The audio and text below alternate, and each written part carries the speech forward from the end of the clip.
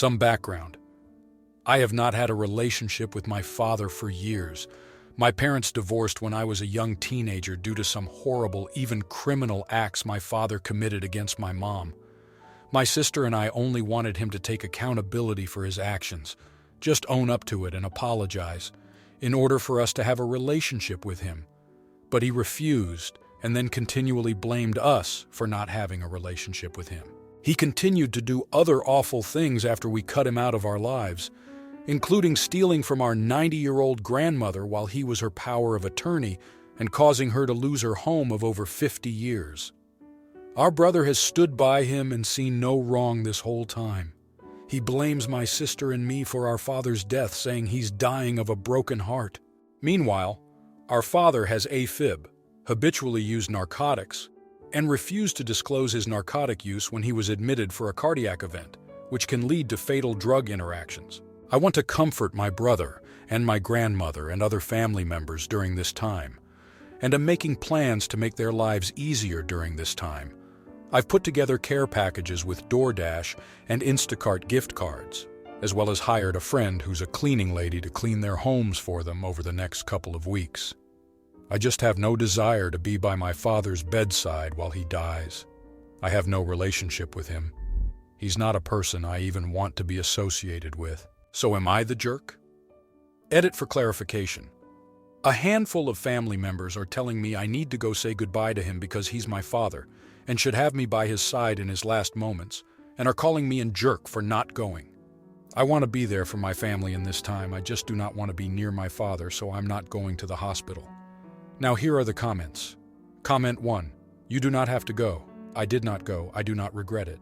There are no lingering feelings of, oh no, I don't have closure. Like OP says, some of us deal with our shoot years before an hurtful father passes away.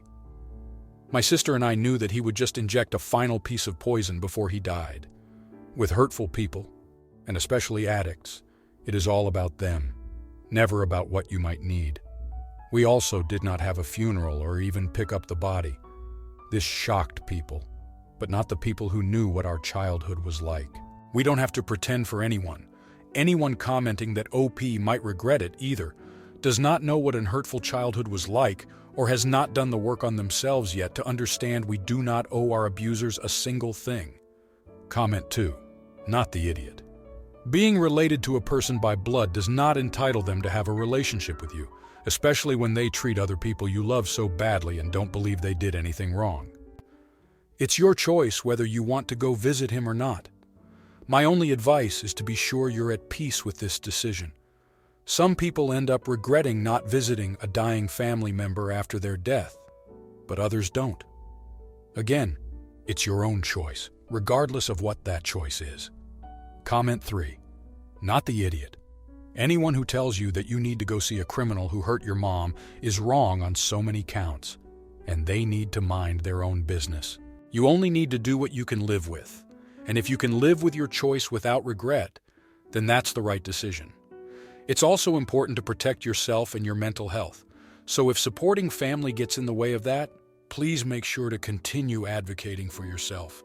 Now, for the next story. I'm asking this question because this situation started today, so some explanation. I, 22-year-old male, have my own apartment that I live in alone, but it does have a small guest room. My cousin, 20-year-old male, called me today and told me he was coming to the city tomorrow and asked if he could sleep in the spare bedroom. It's usually not a problem, but I have a general rule that if you want to sleep in the guest room, to let me know at minimum 4 days in advance. I know it sounds weird, but it's just my preference. The problem is that he wants to stay over for a week, and I'm leaving tomorrow for a few days.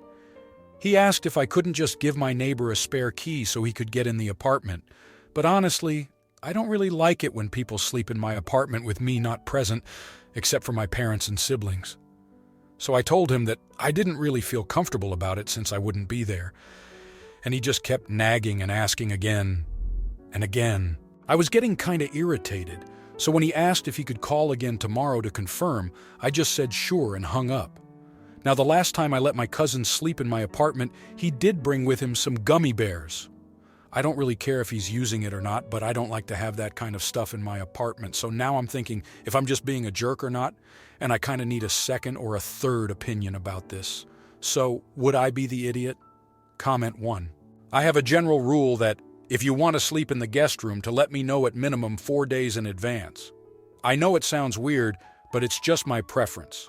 That's not weird, that's basic courtesy. You're not running a free hotel for your family members to just crash in whenever they decide. Call this cousin back and tell him no, and to give you more notice next time. Yes, your cousin sounds like the type who will call up all the other family members and recruit them to call you and bash you. But a boundary needs to be set. BTW allowing him to treat your apartment like his own personal flophouse could also cause friction with your neighbors, which is a headache you don't need. Not the idiot. Comment 2. It's your apartment. You get to say who, when, and for how long you have guests, or if you even have guests at all. Nobody is entitled to stay in your guest room.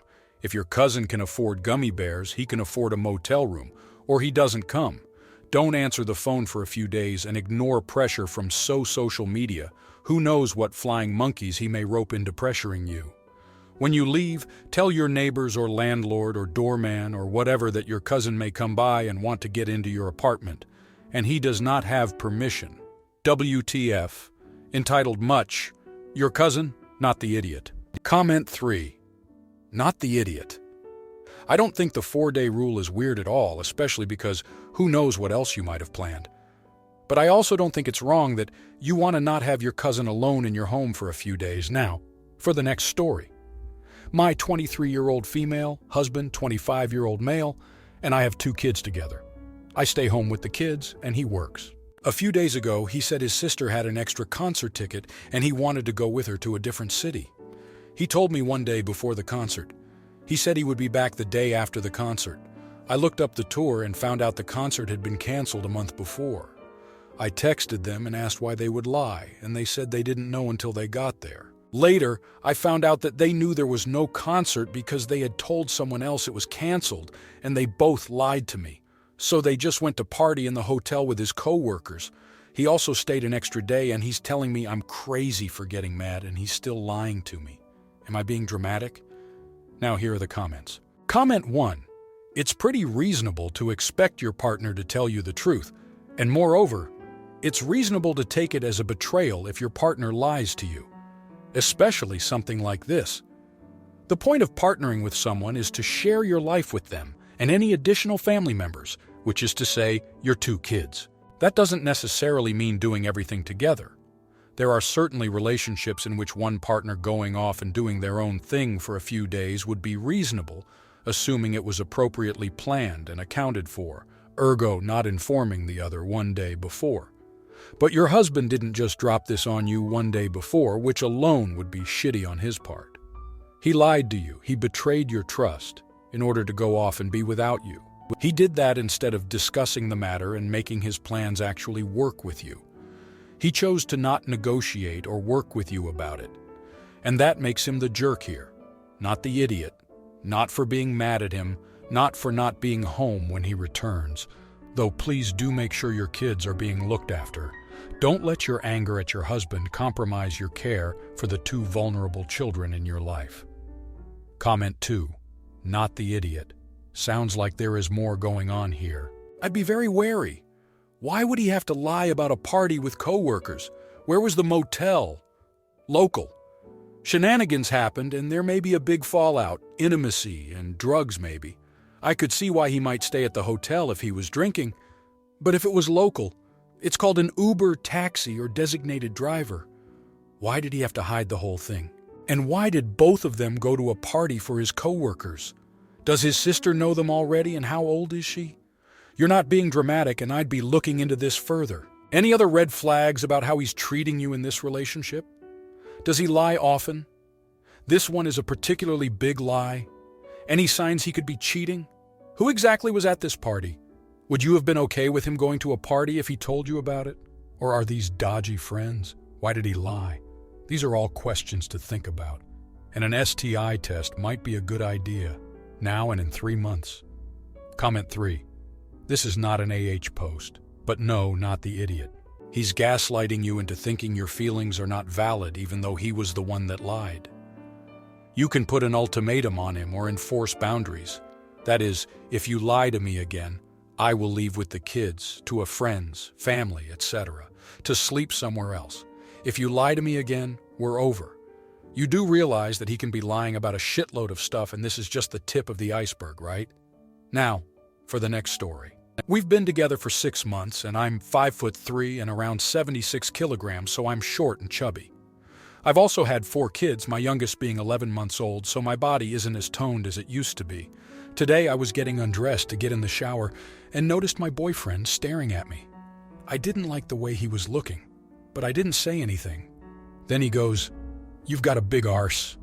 I responded, "What?" And he goes, "No, I mean, you have a long bum crack." I was offended, more so at the tone he was using and the way he was staring. I told him he was making me feel bad and to keep his comments to himself.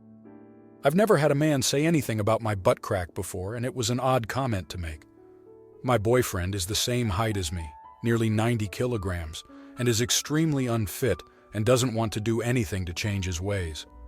I told him, "I don't comment on your appearance, so why do you do it to me? My boyfriend has no arse, it looks like a mushroom." I told him, "How would you feel if I said your arse looks like a mushroom?"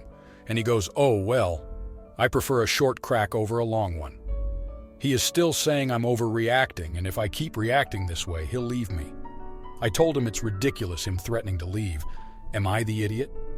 Now, here are the comments. Comment 1.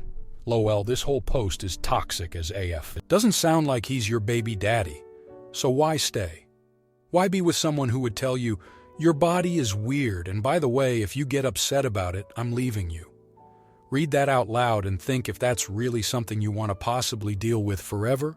I ain't trying to get personal, but it sounds like you got divorced, widowed recently, and this dude is a rebound. You're worth more, your kids are worth more. He's a loser. Do better. Comment 2. "If I keep reacting this way, he'll leave me. He's testing you. Run." This is classic manipulator shoot. They start out nice, then start to test you in little ways like this, to see how much they can walk all over you, and make you take it in the hopes that you'll get that little bit of nice back. Little by little it gets worse and worse as they learn that you love them more than you love yourself. Get out! Comment 3. "You're absolutely not overreacting." Why would he say that? Are you supposed to be complimented by it? What a strange and rude thing for him to express. You are not the idiot, and I wonder if this is really a guy who you want as a boyfriend. Kick his butt to the curb immediately. Now, for the next story.